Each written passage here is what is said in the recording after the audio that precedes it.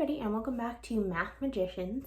Today we are going to be learning about graphing, color graphing, and bar graphing in particular, with some of my favorite educational toys ever, the counting bears. I had these when I was little. These are not mine, but I did have these and they were fun. As you can see, we're filming in a little bit of a different space today from Miss Christie's house, so pay no attention to the Kiss guys back there. This is the best place that I can film with a table set up. So this is what we got.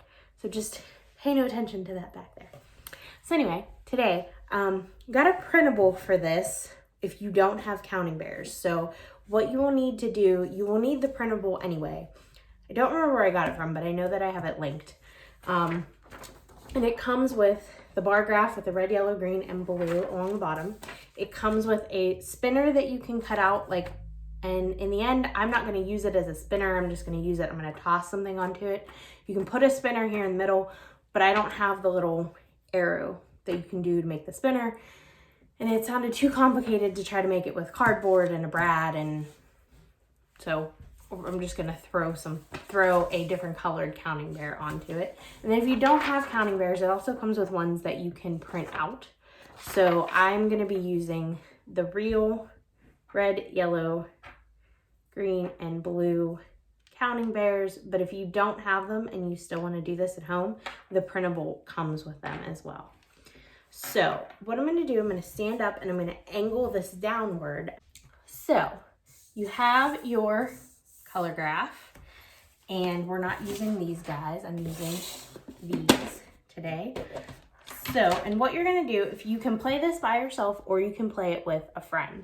If you're doing it with a friend, you might wanna print out two so that you get two of the graphs, so you can each have your own, but you only need one spinner. And if you're playing with a friend and you don't have your own counting bears, you might wanna print out two sets of the counting bears that you can cut out, so that way there's enough for all of you. So, what you're gonna do first is you're going to decide how many turns you wanna take, whether you're doing it by yourself or with a friend. So I wanna do 4. I wanna get 4 pieces of data for my counting bear graph, and I'll do this over here so you can see it. This is all new for me, filming here and filming with this kind of stand. So bear with me while I do that. So I'm gonna do this 4 times because I wanna get 4 pieces of data, and data is what you call what you put on your graph to make it a graph. So, maybe I'll do it like this. Oh, goodness gracious. I'll do it lightly. All right, so green. So I have 1 piece of green. Yellow, I have 1 yellow. 2 yellow, so I have to find another yellow there. Okay. Red. And that was 4 times.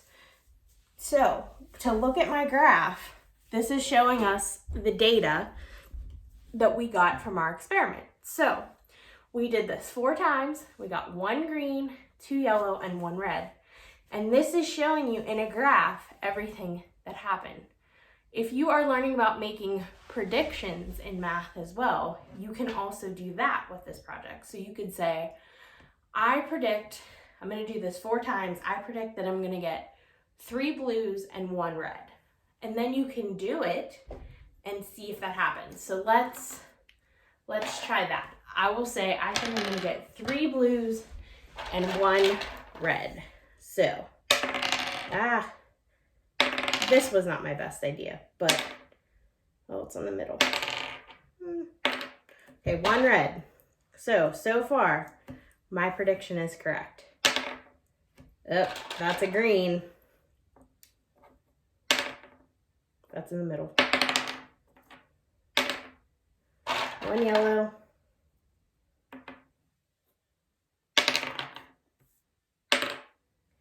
And another red. So I ended up getting 1 green, 1 yellow, 2 red, and no blue. So was my prediction correct? Because I said I was gonna get 3 blue and 1 red. So my prediction, my hypothesis, was not correct. So that is how you can use your counting bears in your graph.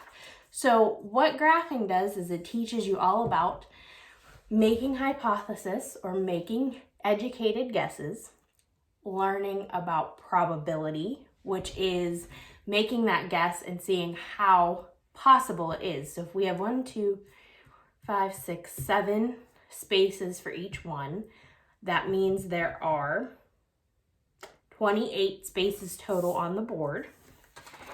And out of 28 chances, you know, if you said, I think I'm going to get 4 red out of 28, that turns into something a little more complicated if we were doing this with the bigger kids, but those are guesses, educated guesses you can make. And then you can see how likely or how probable it is that that is going to happen. This is also good for counting. Like I said, there are 7 spaces for each color and 28 spaces overall. And it's good just to be able to see a graph and use a graph without actually knowing how to use a graph yet. It gets you kind of in the groove. It gets you knowing the terminology before you get to school when you have to do this for real. So that is today's Mathmagicians. We hope you will get the printable. We hope you will do this at home, and we will see you back here next time. Have a great day.